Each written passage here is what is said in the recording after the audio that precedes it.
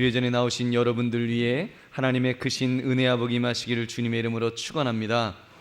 오늘 여러분과 함께 나눌 말씀은 성령의 사람들이라는 제목입니다. 우리나라가 세월호 참사로 슬픔에 잠겨 있다가 요즘 다시 살아나는 분위기로 바뀌어지는 것 같습니다. 그 원인은 월드컵 때문일 것입니다. 아마 내일 새벽 4시에 알제리와의 이 경기, 이거를 응원하기 위해서 아마 여러분 중에 내가 광화문 광장으로 가서 밤을 새리라 하는 분도 혹 계실지 모르겠습니다. 그런데 그 외치러 나가는 사람들을 지칭할 때 이 매스컴에서 앵커가 이렇게 부르더라고요. 여러분, 붉은 악마들이 모이고 있습니다. 그러더라고요. 붉은 악마, 이 사단마귀의 졸개란 뜻이지요. 물론 단순히 문화적인 표현으로 애교로 봐줘도 되겠지만 아무튼 마귀 입장에서는 되게 기분 좋을 것 같다는 생각을 좀 해봤습니다. 그래서 제가 칼럼에 소개했듯이 그 대체 종교 월드컵이라는 글을 읽고 저의 찜찜한 마음이 좀 영적으로 약간은 근거가 있겠다 하는 이런 확신을 가지게 되었습니다. 4년에 한 번 치러지는 이 세계적인 축제가 종교 사회학에서는 유사 종교 또는 대체 종교라고 부른다는 것입니다. 그 행사를 보면 제의를 연상할 수 있는 기능들, 예를 들면 성화를 봉송하고 또 성화대에 불을 붙여 지키는 것을 볼 때 이 대회장이 나서서 제사장의 역할을 감당하고 성화의 점화나 봉송 과정에서 여사제나 여신의 의미가 담긴 행위들이 이렇게 숨어 있다는 것입니다. 같은 옷 같은 고를 외치며 부르는 응원가는 찬송가와 같아서 이 대한민국을 부르면서 그 속에서 우리는 하나라는 공동체 의식을 가진다는 것입니다. 특히 골이 터지는 순간에 그 큰 군중이 하나가 되어서 와 하면서 이 함성을 지를 때 그때 사람들은 카타르시스를 이렇게 경험한다, 체험한다 이렇게 말합니다. 그래서 사람들이 그 축구 경기장을 찾아가는 이유가 시합을 보는 것도 보는 것이지만 응원 분위기에 더 매력을 느낀다는 그런 이야기를 합니다. 그 글을 읽으니까 왜 사람들이 밤새도록 월드컵을 응원하기 위해서 광화문으로 심지어 그 현지 브라질까지 가는지가 조금은 이해가 될 것 같았습니다. 근데 지금 더 기가 막힌 것은 기독교인들조차도 그 분위기에 휩쓸리고 있다는 것입니다. 미국의 어느 대형교회에서는 이 슈퍼볼이라는, 미국에서는 그 미식 축구를 좋아하는데 가장 큰 미식 축구 시합이 예배 시간과 겹친다고 해서 몇 부 예배 중에 하나를 생략했다는 이야기를 들었습니다. 그 이유가 그 시간에 예배를 드려보았자 성도들이 안 나온다는 것입니다. 안 나오니 예배를 안 드리겠다. 결국 예배보다 슈퍼볼이 더 은혜가 된다는 그런 말이 아닐런지요. 여러분, 우리가 땅을 치며 통곡할 일이 아니겠습니까? 무엇이 문제일까요? 도대체 교회가 무엇을 잃어버렸기에 이런 기현상이 일어나는 것일까요? 그 칼럼을 쓰신 목사님은 계속해서 이런 부분을 지적했습니다. 오늘날 사람들이 종교를 잃어버리고 있다는 것입니다. 교회가 비면 빌수록 그 시간에 인기 종목의 경기장은 가득 차고 있다는 것입니다. 교회로 와야 할 사람들이 축구장을 찾고 있는 것 같다는 그런 말입니다. 재미가 문제가 아니라 인간의 가장 기본적인 욕구인 종교적 욕구를 교회가 채워주지 못하니 스포츠가 채워주고 있다는 그런 말을 했습니다. 저는 이 대목이 가슴이 서늘했습니다. 우리가 잃어버린 것이, 지금 잃어버리고 있는 것이 대단히 중요한 것이겠구나 하는 그런 생각을 하게 되었습니다. 우리가 잃어버린 것이 무엇인지를 찾아내려면 아무래도 초대교회를 살피는 것이 지혜로울 것 같습니다. 초대교회의 모습을 살피다 보면 오늘날 우리의 모습과 차이를 발견하게 될 것이고, 또 그 차이가 무엇인지 분석하면 문제 해결의 키를 찾게 될 것입니다. 이런 점에서 오늘 읽은 본문은 너무나도 중요한 구절입니다. 우리 주님께서 십자가를 지시고 죽으셨다가 사흘 만에 부활하신 후에 이제 승천하시기 직전에 마지막 명령으로 제자들에게 이 말씀을 하셨습니다. 오늘 본문을 우리 다시 한번 같이 읽겠습니다. 시작. 오직 성령이 너에게 임하시면 너희가 권능을 받고 예루살렘과 온 유대와 사마리아와 땅끝까지 이르러 내 증인이 되리라 하시니라. 아멘. 믿음의 사람은 증인이 되어야 한다고 말씀합니다. 예루살렘과 온 유대와 사마리아와 땅끝까지 이르러 증인이 되어야 한다. 즉 영향력을 끼쳐야 한다는 말입니다. 그 영향력이 세상을 바꿀 것입니다. 그 영향력이 죽어가는 영혼을, 죽은 영혼을 살리는 역사를 이룰 것입니다. 근데 그 영향력을 끼치려면 힘이 있어야겠지요. 그 힘이 바로 영향력이요, 믿음의 사람은 그 힘으로 세상을 바꾸는 사람입니다. 그 힘이 어디에서 올까요? 여러분, 오늘 성경은 분명하게 말씀합니다. 성령에게서, 성령이 너에게 임하시면 너희가 권능을 받는다고 말씀합니다. 그렇습니다. 성령이 임하시면, 성령이 우리에게 강하게 임하시면 우리가 권능을 받고 그 권능으로 영향력을 끼치게 될 줄로 믿습니다. 그런데 지금 사람들은 대체 종교인 월드컵에, 스포츠에 빼앗긴다는 것은 그 힘을 잃어버리고 있다는 말입니다. 결국 그 힘의 원천이 되시는 성령 충만을 받지 못하고 있다는 결론에 도달하는 것입니다. 여러분, 초대교회를 보십시오. 오늘 주님께서 마지막 명령을 주실 때까지도 사실 초대교회의 12제자들도 별 볼 일 없었습니다. 베드로 같은 사람은 예수님이 체포되셨을 때 멀찍이 따라가다가 너도 같은 패간이냐라는 그런 지적에 나 저 예수를 모른다고 3번씩이나 부인했던 비겁한 사람이었습니다. 사도 요한 같은 사람은 벌거벗은 몸으로 도망갔다고 기록할 정도로 아주 겁이 많았습니다. 모든 제자들도 뿔뿔이 흩어졌습니다. 그랬던 그 제자들이 십자가에서 죽으셨다가 약속대로 사흘 만에 사망을 이기고 내가 부활하리라 말씀하신 그 예수님을 만나게 됩니다. 그러나 아직 그들에게 힘이 없었습니다. 부활하신 예수님을 만났지만 아무도 다른 사람에게 영향력을 끼칠 만한 그런 능력은 아직 가지고 있지 못했습니다. 그런데 오늘 본문의 이 마지막 명령을 받고 승천하시는 예수님을 배웅하고 돌아온 제자들이, 그리고 이 120명의 성도들이 마가의 다락방에서 기도하기 시작할 때 놀라운 역사가 일어났습니다.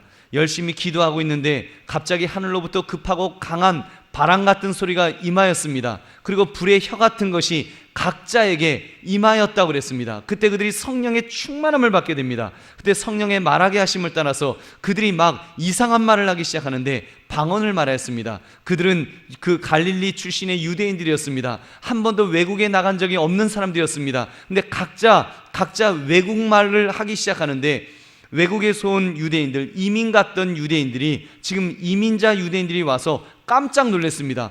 와, 저들이 뭐냐? 저들이 성령 충만을 받더니 막 외국말을 하기 시작하는데 우리말을 어떻게 저렇게 잘할 수가 있냐? 그래서 놀라서 정말 그들이 하나님 앞에 영광 돌리는 놀라운 기적의 역사가 일어났습니다.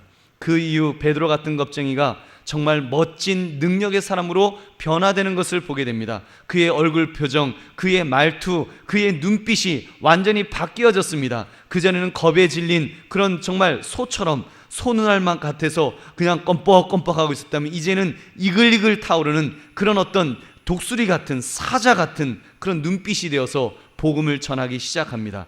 베드로가 예루살렘 공회 앞에서 유대인의 최고 의결기관 앞에서 그는 담대하게 복음을 증거합니다. 너희가 십자가에서 죽인 예수가 다시 살아나셨다. 그는 하나님의 아들이다라고 그는 증거하기 시작한 것입니다. 사람들이, 유대 지도자들이 으르렁거리면서 협박합니다. 너 한 번만 더 너 복음을 전하면 너 가만두지 않겠다. 그때 그가 말합니다. 내가 너희의 말을 듣는 것이 하나님의 말씀을 듣는 것보다 옳은가 판단해라. 그러면서 담대하게 복음을 증거했습니다. 그가 그렇게 복음을 증거하자 놀라운 역사가 일어났습니다. 안진뱅이가 일어났습니다. 병자들이 나았습니다. 귀신 들린 자들이 귀신이 떠나갔습니다. 그러면서 그가 한 번 말씀을 증거할 때마다 3,000명, 5,000명이 그 회개하는 놀라운 기적의 역사가 일어난 줄로 믿습니다. 이런 성령 충만은 여러분 유대 예루살렘에서만 일어난 것이 아닙니다. 사마리아에서도 일어났습니다. 사마리아는 그 유대인들이 사람으로 취급하지 않던, 그 짐승만도 못하게 취급했던 그런 혼혈 민족이 있었습니다. 그들은 유대인들에게 부끄러운 역사의 그 상처였습니다. 그래서 그들을 무시했는데 지금 바울을 통해서 전도를 받고 세례를 받아서 그리스도인이 되기 시작합니다. 그 소식을 듣고, 아직 그 성령이 임하지는 않았지만 그 소식을 듣고 이제 그 사마리아 사람들이 복음 받았다는 보고를 받은 그 예루살렘 교회는 이제 그 요한과 베드로를 파송하게 됩니다. 그래서 세례 그 요한과 이제 그 사도 요한과 베드로가 그곳에 가서 성령 받기를 그들을 위해서 기도해 주기 시작했는데 그들에게도 또 성령이 임하는 것입니다. 성령이 임하니까 막 그들이 변화된 것입니다. 방언을 말하기 시작하고 성령의 놀라운 역사가 막 일어나니까 어떤 일이 있었는가 하면 그 모습을 지켜보던 그 지역 마술사 시몬이란 사람이 마음이 뜨거워졌습니다. 우와, 대단하다, 대단하다. 도대체 저게 뭐냐? 저 성령이 역사하니까 저런 놀라운 역사가 일어나는구나. 그래서 이제 그 시몬이 이제 그 자기의 재산을, 그 돈을 많이 모아가지고 그 돈을 가지고 베드로에게 찾아갔습니다. 그리고는 베드로 사도에게 그 돈을 드리면서, 베드로 사도요, 나도 기도하면 성령이 임하는 이런 능력을 나에게 좀 나눠주십시오, 이걸 좀 파십시오 하면서 이야기를 할 정도로, 여러분, 그렇게 그 시몬이라는 사람도 마술사로서 그 꽤 제법 능력을 행하던 사람입니다. 그런 사람이 성령 충만한 역사를 보면서 나도 저런 역사를 했으면 좋겠다, 내가 돈으로라도 저 능력을 사고 싶다라고 말할 정도로 그렇게 영향력을 끼쳤던 것입니다. 여러분, 기독교의 이러한 성령 충만의 능력이 결국 서구 사회 전체를 변화시키는 그런 역사를 이루게 됩니다. 그 당시 로마가 지배하는 세상이 어떠하였습니까? 그 당시 사람들은 오늘날처럼 스포츠에 열광하고 있었습니다. 사도 바울이 고린도 교회에 편지를 쓰면서 그 스포츠를 잠깐씩 소개를 하지요. 뭐 향방 없이 그 주먹을 휘두르고 뭐 또 다름질하는 자는 이기기를 다투고 한다는 뭐 육상이라든지 권투라든지 이런 그 스포츠 종목들을 이야기합니다. 그 당시에는 올림픽과 비슷한 이스무스라고 하는 그런 경기가 있었는데 그런 경기들을 이야기하는 것입니다. 거기에 더 나아가서 로마에는 콜로세움이라는 원형 극장까지 세워졌습니다. 거기에는 4만 명에서 한 7만 명의 관중들이 들어갈 수 있는 아주 거대한 그런 그 극장입니다. 그 어떤 경기가 거기서 진행되는가 하면 검투사들의 싸움이나 맹수들과의 싸움을 구경하는 그런 일이 있었습니다.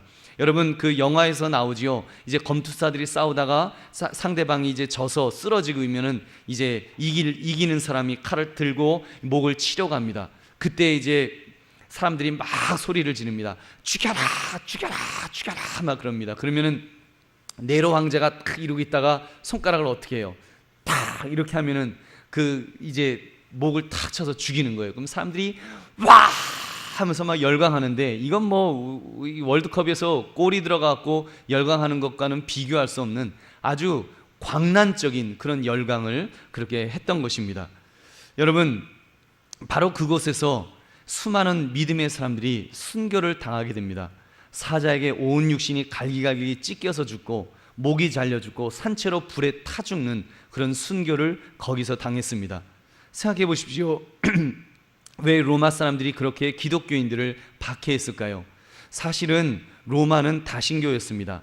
여러 신들을 섬겼기 때문에 그들이 정복한 나라의 신들을 인정해 주었습니다. 그런데 유독 기독교에 대해서는 쌍심지를 키고 박해를 했습니다. 왜 그랬을까요? 그 이유 중 하나가 기독교인들은 다른 종교를 믿는 사람들과 달랐기 때문입니다. 그들은 다양한 신 중 하나를 믿는 것이 아니라 유일신 하나님을 믿었습니다. 그들은 믿으면, 예수 믿는 사람들은 하나님을 믿으면 성령이 임하시니까, 성령이 강하게 임하시는 그런 사람들이었기 때문에 그들은 달랐습니다. 눈빛이 달랐습니다. 로마 사람들, 다신교를 믿었던 사람들과는 아예 그 얼굴빛이 달랐다는 것입니다. 그래서 황제 숭배 사상을 가지고 황제를 숭배해라 할 때 그들은 거기에 굴하지 않았습니다. 우리는 사람을 섬길 수 없다, 그러면서 죽도록, 죽기까지 신앙을 지키니 로마로서는 위협적이었을 것입니다. 그래서 더 많이 핍박하고 더 많이 순교하는 악순환이 이렇게 시작된 것입니다. 그때 많은 순교자들이 그곳에 끌려 나오면서, 그들은 끌려 나오면서 죽음의 자리에 가면서도 막 성가를 부르면서 찬양을 부르면서 그들은 아주 천사 같은 얼굴로 그렇게 찬양을 불렀습니다. 또 성시를 낭독하면서 많은 순교자들이 의연한 모습으로 그렇게 죽어갈 때 오히려 그 군중들이 막 당황하면서 오히려 숙연하게 만드는 그런 분위기가 되었다는 그런 기록들이 있습니다. 결국 300년이 지나기 전에 주 313년 로마의 콘스탄틴 황제가 이제는 기독교가 우리 로마의 국교다, 로마의 국교다. 로마의 국교라는 얘기는 세계 국교라는 것입니다. 그래서 믿음의 사람을 죽이는 장소였던 콜로세움이 나중에는 교회 건물을 짓는데 건축 자재를 쌓아놓는 창고로 사용되었다고 합니다. 할렐루야. 여러분, 그런 놀라운 어마어마한 영향력이 교회에 있었습니다. 성령의 사람들을 통해서 그런 영향력이 있었다는 말입니다. 사랑하는 성도들이여, 이 시대의 한국교회가 잃어버린 것이 무엇이겠습니까? 저는 이 시대에 우리가 잃어버린 것은 성령의 사람을 잃어버렸다고 믿습니다. 성령의 사람을 잃어버렸습니다. 성령 충만해서 성령의 능력을 소유한 사람들, 죽음 앞에서조차도 담대하게 영향력을 끼칠 수 있는 사람들, 그들을 잃어버리고 있는 것이 아닐런지요. 한국교회에서도 그 성령의 사람들이 많이 있었을 때 한국교회는 부흥했습니다. 주기철 목사님, 손양원 목사님 같은 분들이 죽기까지 복음을 붙들며 죽어갔을 때 한국교회는 엄청난 영향력을 끼칠 수가 있었습니다. 그들의 모습에 서슬이 시퍼렇던 그 일본 순사들도 마음이 와르르 무너져 내렸습니다. 여러분, 그런데 지금은 어떠합니까? 여러분, 우리들조차도 내가 왕년에는 정말 뜨겁게 기도했습니다. 나무 뿌리 붙들고 기도했습니다. 산에 가서 기도하면서, 청계산에 기도하면서, 철야하며 기도하면서 정말 막 그렇게 성령 충만함을 받았었습니다. 그렇게 고백하지만 그거는 과거 일입니다. 현재는요, 지금은요, 지금 얼마나 우리가 정말 산에 가서 기도하고 있는지요, 우리가 얼마나 금요기도에 나와서 기도하고 있는지요, 우리 장로님들, 권사님들, 집사님들 얼마나 우리가 기도하고 있는지, 기도에 열심을 내고 있는지 우리 자신을 한번 돌아보자는 것입니다. 교회가 외형적으로는 커져가는데 영향력은 점점 약화되어 가고 있습니다. 대체종교 월드컵 앞에서 기독교인들조차도 붉은 악마가 되어서 대한민국을 외치는데 따라하고 있지 않습니까? 아마도 한국교회에서도 축구 경기로 인해서 예배를 생략했다고 말하는 교회들이 나올지도 모르겠습니다. 우리는 이런 현실을 심각하게 볼 수 있어야 합니다. 이런 점에서 우리 자신을 돌아봅시다. 어떻게 하면 잃어버린 성령의 사람들을 되찾아올 수가 있을까요? 어떻게 하면 세상 사람들을 향해서 사자와 같이 이글거리는 눈빛을 가지고 그렇게 영향력을 끼치는 사람들을 회복할 수가 있을까요? 여러분, 다른 사람은 접어들어라도 바로 저와 여러분이 그렇게 회복되어야 될 줄로 믿습니다. 저는 여러분에게 제일 먼저 자신이 구원을 받았는가, 여기서부터 우리의 회복이 시작되었으면 좋겠습니다. 구원의 확신을 확실하게 점검하자는 것입니다. 여러분, 구원 받으셨습니까? 지금 죽어도 천국 가실 수 있으십니까? 여러분, 이 고백이 흔들리지 마시기를 주의 이름으로 축원합니다. 여러분, 신앙생활은 여기에서 시작되는 것입니다. 신앙생활은 바로 이 구원의 확신이 분명해야 됩니다. 이것을 잃어버리면 다 잃은 것입니다. 여러분, 내가 예수님 믿고 이것저것 복 받았어요 아무리 말해도 내가 지금 죽어도 천국 갈 수 있다, 이 확신이 없으면 여러분은 다 잃은 것입니다.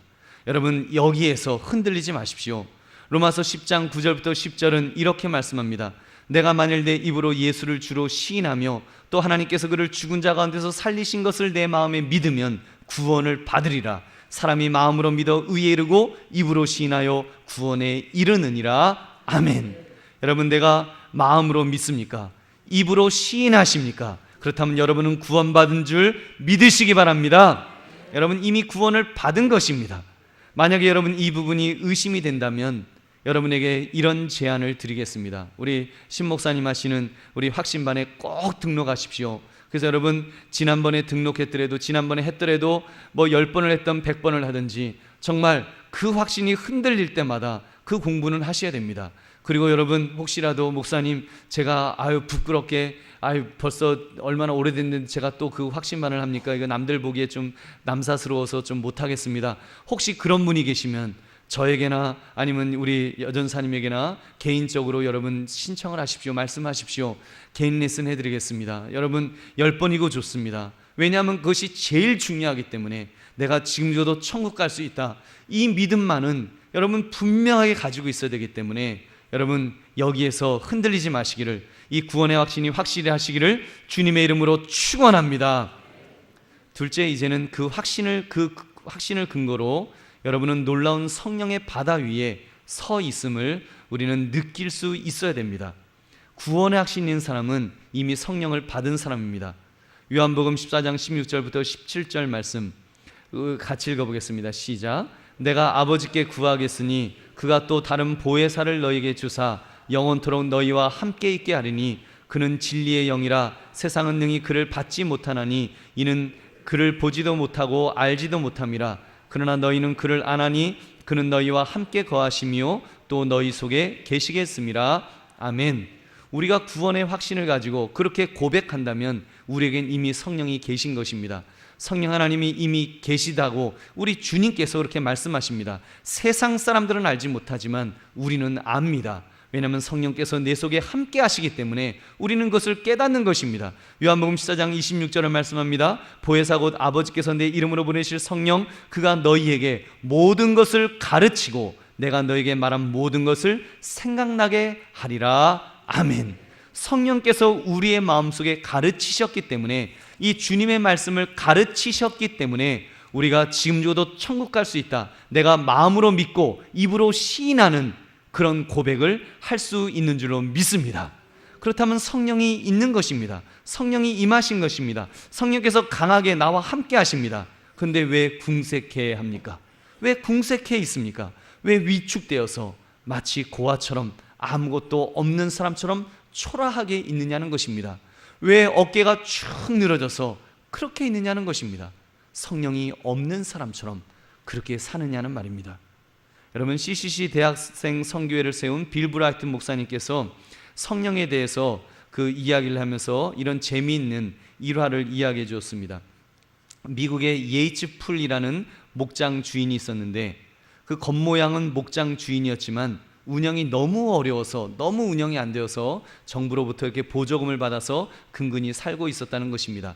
근데 어느 날 이제 그 석유회사 지질 관측단이 그의 땅을 지나가다가 이 땅을 보니까 여기에는 기름이 매장되어 있을 것 같다. 그래서 이제 이 목장 주인에게 왔습니다.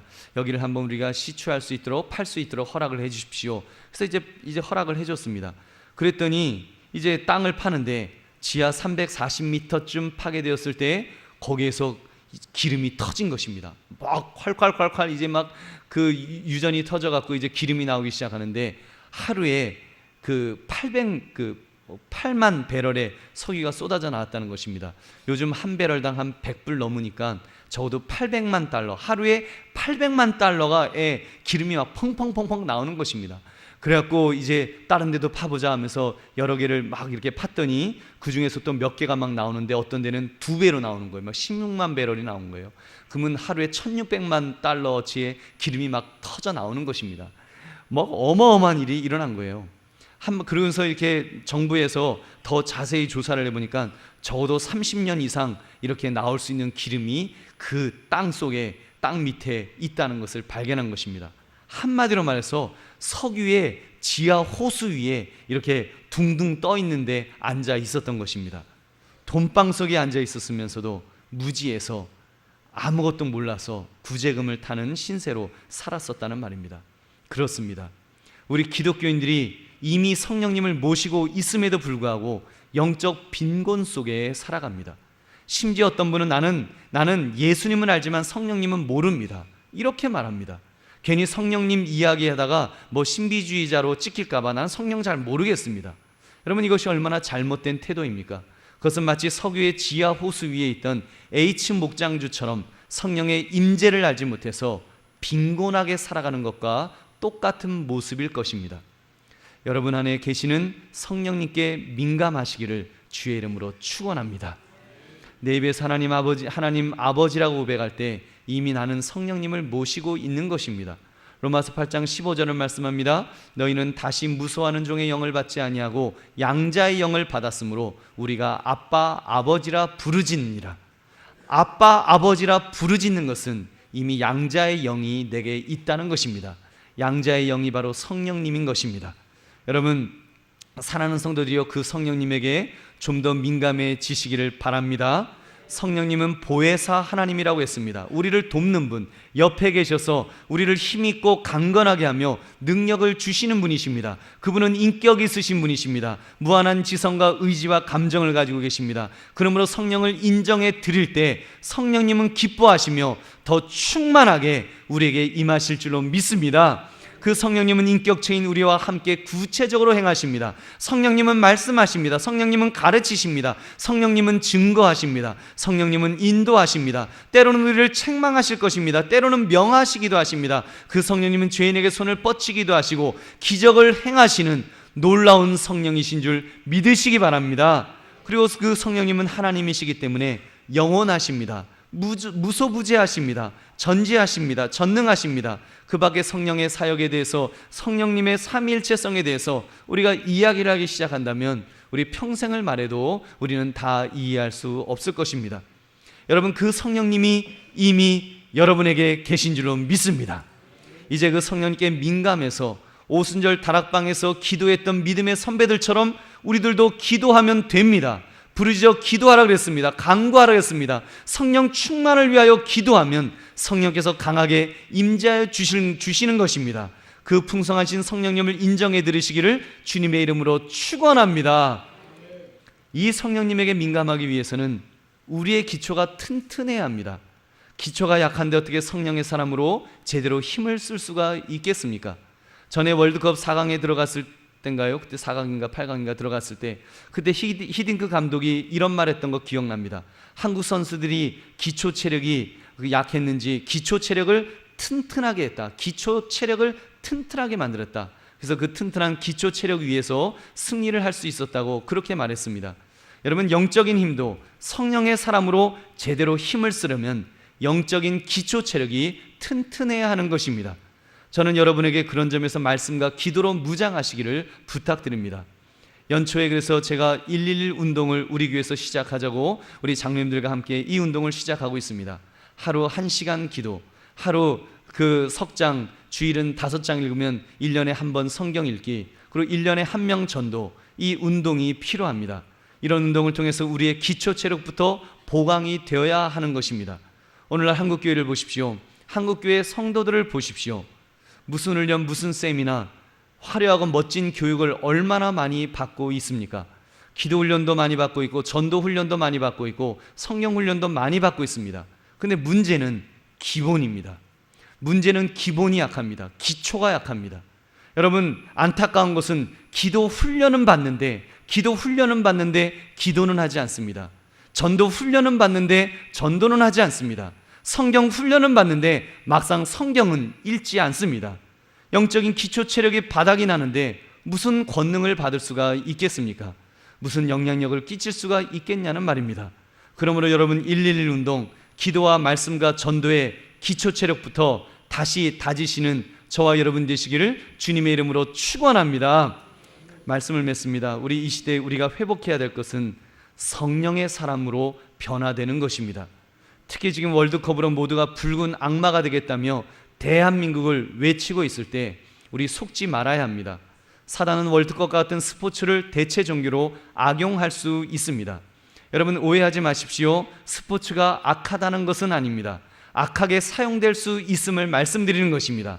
악한 마귀가 악한 쪽으로 사용하는데 우리 예수 믿는 사람들이 두 손 놓고 그냥 있으면, 그냥 거기에 끌려가면 여러분, 악하게 사용될 수뿐이 없다는 것을 말씀드리는 것입니다. 우리는 붉은 악마가 아니라 성령의 사람들입니다. 내 자신이 성령의 사람이라고 하는 이 정체성을 반드시 기억해야 됩니다. 결코 잊지 마십시오. 여러분, 요즘 그 사람들의 모습을 보면 너무 놀랍습니다.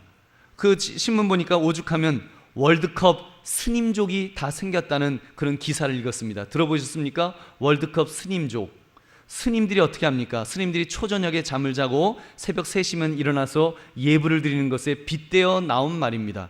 브라질 경기가 새벽에 있다 보니 새벽잠을 설치게 되어 일을 못하게 될까봐 일찌감치 잔다는 것입니다.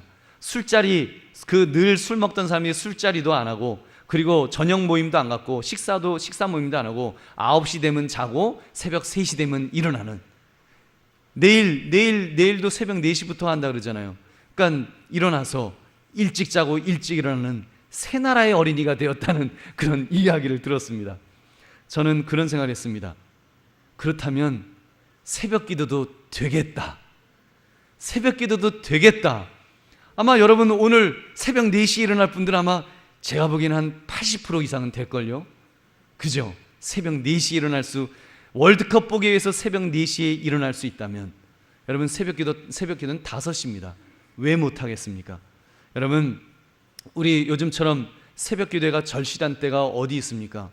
정말 지금 우리나라가 이 민족이 앞으로 어떻게 될지, 지금 언제 통일이 될지 모르는 이러한 때인데 우리가 깨어 있어야 되는데 깨어 있지 못하다면 안 되지 않겠습니까? 여러분 우리 그런 면에서 우리 정말 밤문화를 없애고 기도회가, 새벽 기도회가 저는 살 길이라고 봐요. 지금 새벽 기도를 통해서 밤문화를 없애야 됩니다. 새벽 기도를 해야지 삶이 변화될 수 있습니다. 밤에 사람 안 만날 수 있고요, 죄 짓는 곳에 안 갈 수 있고요, 건전하게 주님 앞에 기도하면서 삶을 살 수 있습니다. 여러분 새벽 기도회를 시작하시기를 부탁드립니다. 그렇습니다. 우리는 세상 속에 살지만 세상에 동화되어 버리는 자가 아닙니다. 우리는 세상 속에서 세상을 변혁시키는 사람들입니다. 우리는 세상을 향해서 영향력을 끼치는 사람들입니다. 붉은 악마가 아니라 성령의 사람들로 바뀌어져야 됩니다. 여러분 붉은 악마가 아니라 붉은 피, 십자가의 보혈을 붙드는 사람으로 변화되어야 될 줄로 믿습니다. 그래서 구체적으로 어떻게 살 것인지 한번 고민을 시작해 보시기 바랍니다. 붉은 티셔츠를 입느냐 안 입느냐 그 말을 드리는 것은 아닙니다. 사람들과 함께 똑같이 대한민국을 외칠 수 있습니다. 예수 믿는 사람들도 뭐 대한민국 외칠 수 있어요. 붉은 옷 입을 수 있어요. 붉은 악마 그림은 좀 빼고 오히려 거기에 십자가를 그려놓고 그런 붉은 옷도 좀 입으면서, 그리고 대한민국을 외칠 수 있어요. 그러나 대한민국을 외치면서 여러분의 심령 속에 여러분 분명한 고백이 있어야 됩니다. 나는 성령의 사람이다라는 고백이 있어야 됩니다. 그리고 믿지 않는 사람들이 대한민국이라고 외치면서 그들이 막 막 열광할 때 그들의 그 외침 속에 영혼의 소리를 들을 수 있어야 됩니다. 그들이 얼마나 공허하면 그 아무 의미 없는 대한민국이라는 그 말에 열광하겠습니까? 막 뒤집어지겠습니까? 심지어 심장마비로 죽는 사람도 있다며요. 골 들어갔다고 심장마비로 막 죽잖아요. 여러분 이게 뭔 일입니까? 무엇이 없어서 정말 교회가 제공해야 될 성령의 능력을 제공하지 못해서 영적인 능력을, 영향력을 발휘하지 못해서 그까지 스포츠에 지면 어떻고 이기면 어떻습니까? 그것 때문에 막 열광하는, 그래요, 월드컵은 그래도 또 우리나라 국익과 관련되니까, 그래도 우리나라 경제와도 관련되니까 좀 더 흥분할 수 있다고 쳐요. 그 각 지역에서 있는 그 야구, 프로야구, 프로축구 막 그런 거에도 열광하잖아요. 여러분 공허합니다. 공허한 것에 열광하는 사람들의 모습 속에 우리가 채워줘야 될 것이 무엇인지 우리는 깨달아야 될 줄은 믿습니다. 그들과 함께 응원하면서도요, 그들과 응원한 다음에 그 다음에 이야기하는 거예요. 나는 이보다 더 흥분할 일이 있다. 나는 이보다 더 열광할 일이 있다. 나는 내가 죽을 수밖에 분이 없었는데 내가 예수님 믿고 구원받았다. 나는 천국 간다. 천국이라고 하는 본향을 바라보면서 나는 지금 죽어도 천국 갈 수 있다라고 그런 것들을 간증할 수 있어야 됩니다. 그런 열정을 여러분 그들에게 느낄 수 있도록 해줘야 합니다. 교회 나오면서 축 처진 얼굴로 나오는 것이 아니라 정말 그 월드컵에서 대한민국 하는 것보다 더 뜨거운 열정이 우리 속에 있어지기를 주의 이름으로 축원합니다. 여러분 우리가요 일하다가도 다른 일하다가도 옆에서 대한민국 하면은 같이 대한민국 막 그러면서 짜자자 짝짝 하면서 우리 그러지 않습니까? 근데 여러분 우리가 찬송을 부를 때, 우리가 하나님을 높이며 찬양을 들을 때 내 속에 어떠한 열정이 있었는지, 어떤 뜨거운 마음이 내게 있었는지 다시 한번 돌아보면서 우리 주님 앞에 고백합시다. 주여, 내가 성령의 사람입니다. 나는 성령의 사람입니다. 하나님, 내게 성령의 충만이 회복되게 하여 주시옵소서. 성령 충만함이 있기를 원합니다. 그래서 이제는 영향력을 끼치는 사람으로서 성령의 영향력을 가지고 강력하게 끼치며 살아가는 성령의 사람들이 모두 되시기를 주님의 이름으로 축원합니다. 우리 함께 기도하겠습니다.